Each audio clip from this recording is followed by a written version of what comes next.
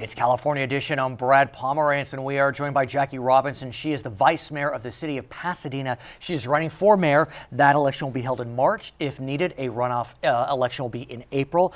Good luck. We wish you the very best. Before we speak about the race, I want to speak about a trip you took recently.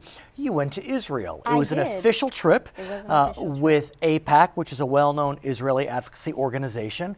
What do you think, Vice Mayor? It was an amazing experience, and I call it an experience because, you know, Israel is a very magical place. It's a historical place, and it plays such a large role in international affairs. And of course, there's a lot of current events going on there that Americans are concerned about, not just of Israeli descent, but Americans in general. And so we had a chance to visit some of the landmarks, some of the key landmarks. We had an opportunity to speak with journalists on both sides of the conflict, and you know, you just really get a real life perspective of the everyday life that's occurring there, but also the reality that they are living under threat. And you know, things like the Gaza Strip, you know, it's not a stretch to say it's as close as Pasadena, Altadena. Literally. Yeah, literally. I mean, literally. Literally. And talk about the history, though. I mean, the intersection of the three monotheistic faiths, Judaism, Christianity, Islam, right there. Yes. I mean, it is. I mean, it's something of an oxymoron, because all of those faiths, the history of all of those faiths are there, yet there's all of this conflict going on. And, you know, especially, you know, we just passed the Martin Luther King Day holiday, and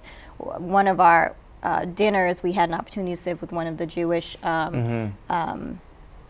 rabbis or leaders. Rabbis, and he showed us a picture of his father, who had an opportunity to walk with Dr. King during the civil rights movement, and it just shows the intersection of, you know, multi-faith, multi-faceted support for the American-Israeli relationship, and seeing that improve. Did you have a chance to speak with Israelis themselves, average citizens? Yes, we spoke. We had dinner with average citizens. We had an opportunity to speak to journalists. We had an opportunity to go to the Knesset and meet with some of the parliament members, and they spoke about the now set election that's getting ready to happen right now, and the fact that they're, you know, out of election cycle, but that was going to likely be happening. So, what about any Palestinians? Did you have a chance to speak with those that were Palestinian? You know, unfortunately, AIPAC does a great job of trying to present all sides. And we did have meetings scheduled with some Palestinian journalists, but unfortunately they canceled, so we didn't have an opportunity to speak with them. So what's the takeaway for you, having traveled to Israel?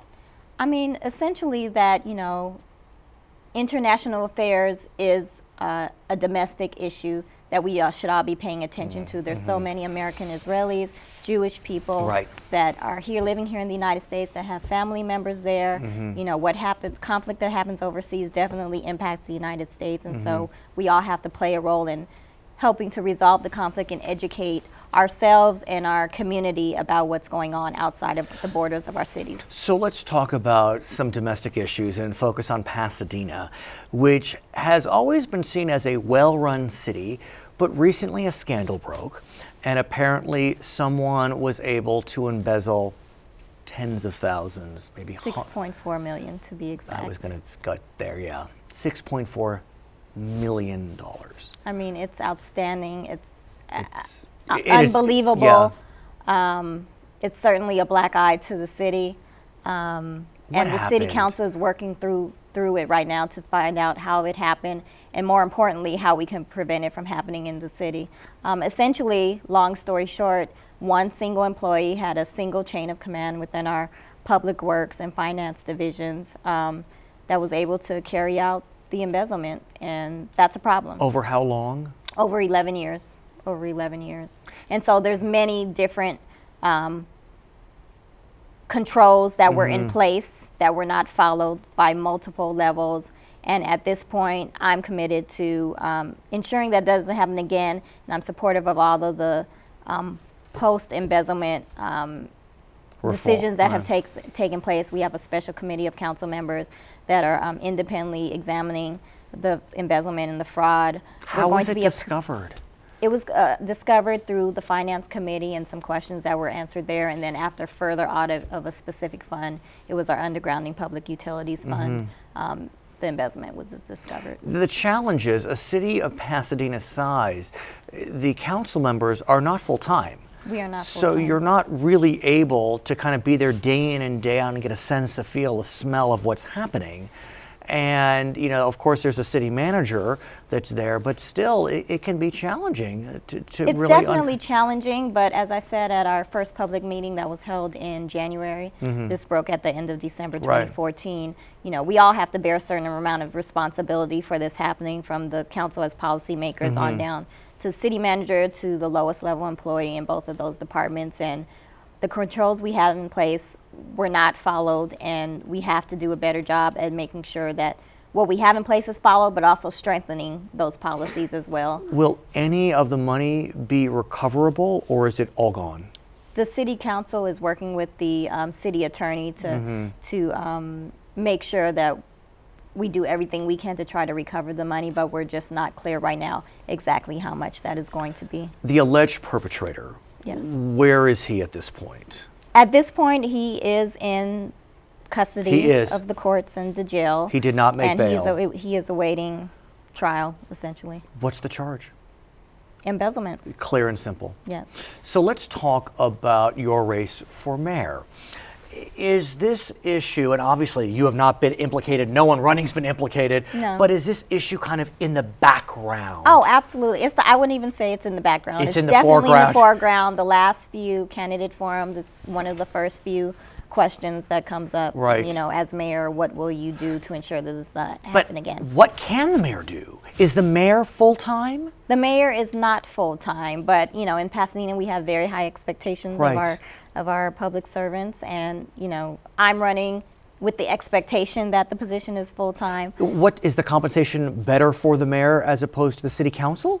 What is the public figure? Very, very slightly, but I mean, no one on the city council is doing it for the money. No, I understand, but still, I mean, look, you have a life, you have to live, you know, and if you're mayor and your expectation is to do that full time, you got to make a living somehow. Well, I will cross that bridge when I get to it, but I'm approaching this as a, you know, full-time commitment, and So what can the mayor do? Well, the mayor can definitely work with the city council to hold the city manager accountable. There's a lot of different steps to this post-embezzlement process of working our way through it. Several key city employees have been let go at this point, including the finance director and the public works director. There's additional auditing that's going on. There's personnel investigations going on for some of the lower level employees in both departments, and so we're working through that. And again, at the end of the day, as I've said, you know, everyone has to be accountable, and I would not omit up to and including the firing of everyone from executive members of staff, including the city manager, on down the line. But we just have to work through it all. Was the city manager here for most of those 11 years? No, actually, our city manager has only been with us approximately 5 years. So that's a good portion. So this spanned multiple iterations of both the council and city staff. So what else is on top of mind as you go to candidate forums, as you knock on doors, as you speak with potential voters? What are they saying to you?